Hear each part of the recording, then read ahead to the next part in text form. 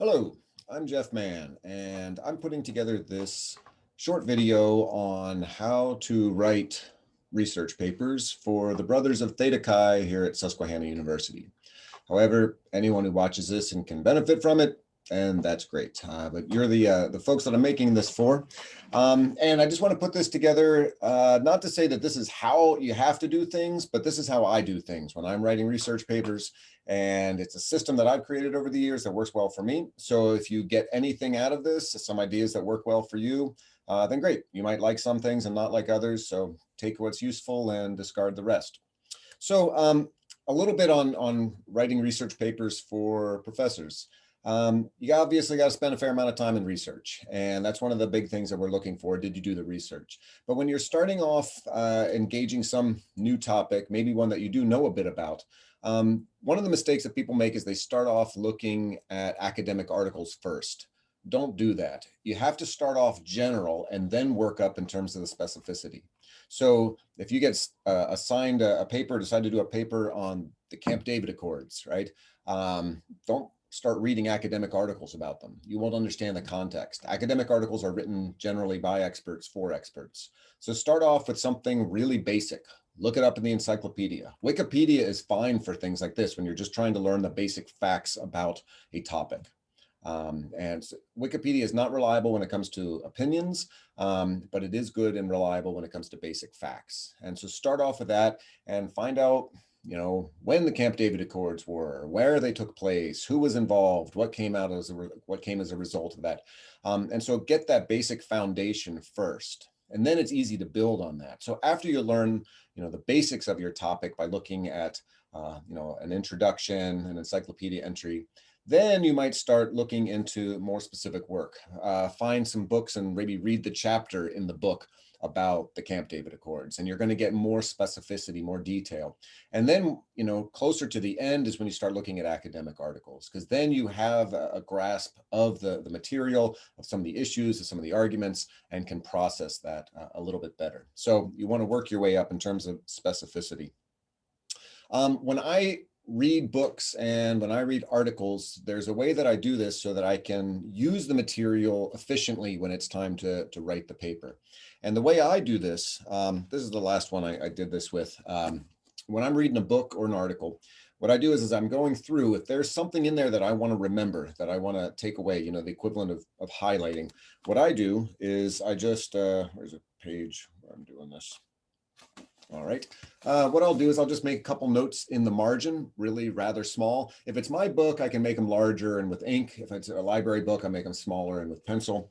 But I'll just mark the beginning in the margin, the beginning and the end of what I want to remember. And so you can see here, oops, starting here to here. That's the part that I'm highlighting.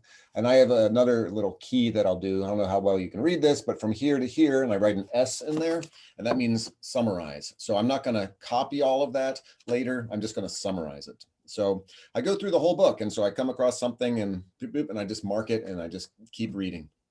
Okay, so once I'm finished with the book, then I've got a book that I haven't marked all up with highlighter, but then I'll go back, and this does take a while. It took me forever on this one because I marked a lot of things in there.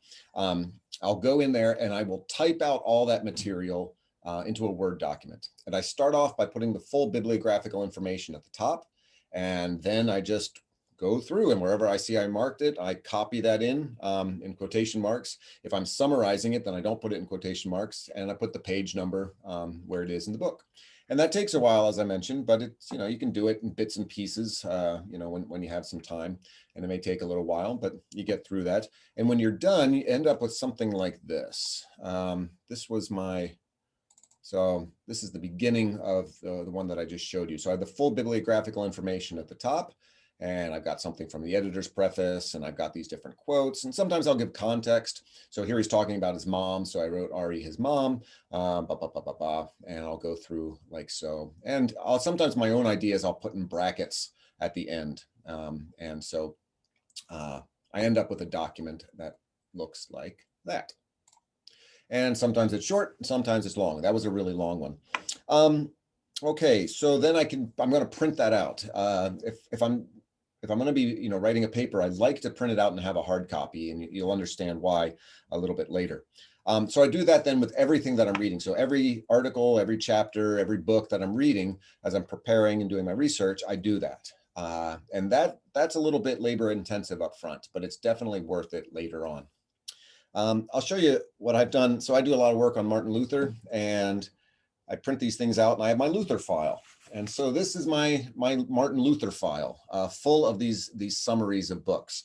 And you can see here that I really do expend, blood, sweat, and tears, my scholarship on Luther. Actually, I think that's chocolate milk that I spilled on the folder. But this is all just those printed out summaries of, I don't know how many books and articles and things that I've read over the years that I can go back and look at. Now, that's unusual to have that many on something, but this is my primary area of research. Okay, so you probably have, depending on the size of the paper and how much research, if it's a capstone, 3, 4, 10, 12, whatever, 20. But you have all of those there. And once you finish your research and you put this all out there like that, then what you can do is go and sit down, and you nearly need to do this with any paper of more than a couple pages, make an outline. An outline is your friend. So make an outline. I used to handwrite them. Sometimes I'll do a rough draft of my outline that way, but I generally like to do it on Word because then you can, of course, move things around. And so I make an outline, and I've got an example of an outline here. This was an outline for a recent article I did on Luther's doctrine of sanctification. And a lot of times I'll do like the Roman numerals and the official outline. This one's a little different, but I got my basic outline here. All right, I just indented for each subcategory. And if you look at this, it won't make much sense to you, but that's fine. It makes sense to me. And so once I got my outline, well, that was a short outline. Then after I have the outline, I print that out.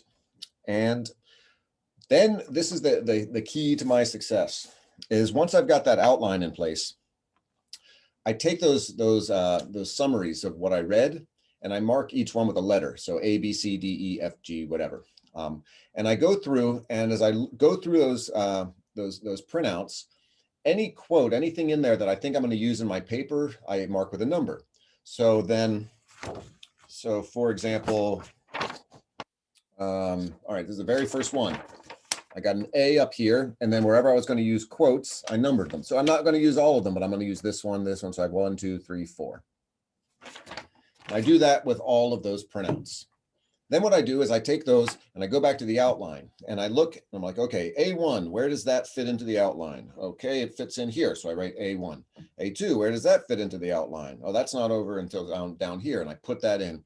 And so sometimes there'll be a number of them in a row. So I might say like A4 through 6 is at this part of the outline. So I don't have an example of this, but you can imagine, right? I end up with a printed copy of the outline with then where I've written in, for this point on the outline, check A4, B6, and C7 through 9.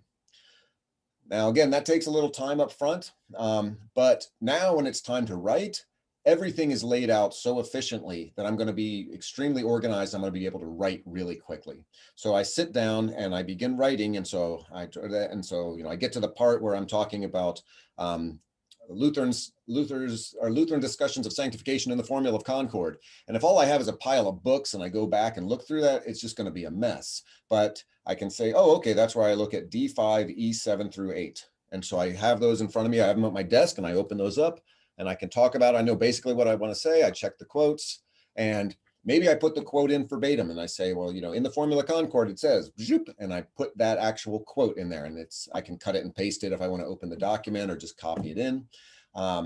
And maybe I just summarize it. And also because I have the full bibliographical information there, then when I put it into the paper, then I can immediately do the full text, right? I like to use footnotes. So then I just, bam, I go down the footnote and I type in, I've already got the full bibliographical information at the top of the paper. I just type that in and I keep going. And so as I go through, I don't have to go looking through books and papers. Every point of the outline, I'll say, oh, okay, just open, look at these documents. It's these 2 documents, these 2 points.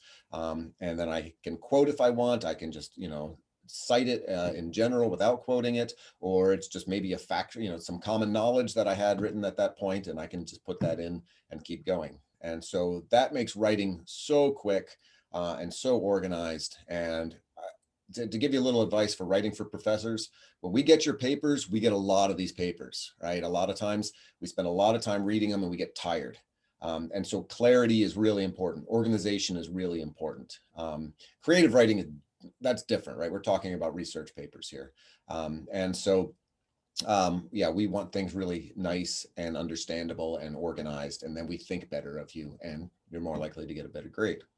A couple more quick things. I'm just trying to rattle through this pretty quickly. Sometimes you're writing and you're going along and you're making good progress and you're like, what's the word I want? I can't think of the word, and you stop and you're just, I can't remember that word or that, whatever it is. And if you sit there for 10 minutes trying to remember that word, you lose all your momentum. So if I'm going through and I'm like, I don't know the right word here, I'll put 2 question marks. I'll just question mark, and I'll just keep writing.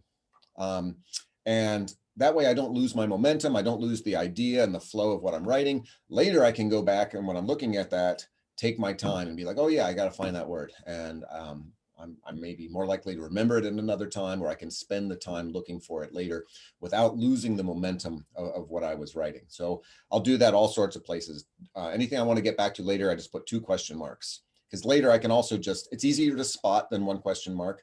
And I can, do a search function for 2 question marks, and it'll take me through the paper, any places that I may have left those in there. Okay. After that, just a few more points. 1, proofread. Students who don't proofread annoy us. So proofread, right? You have to do this. I write stuff, I proofread over and over and over, and it's annoying, but you got to do it.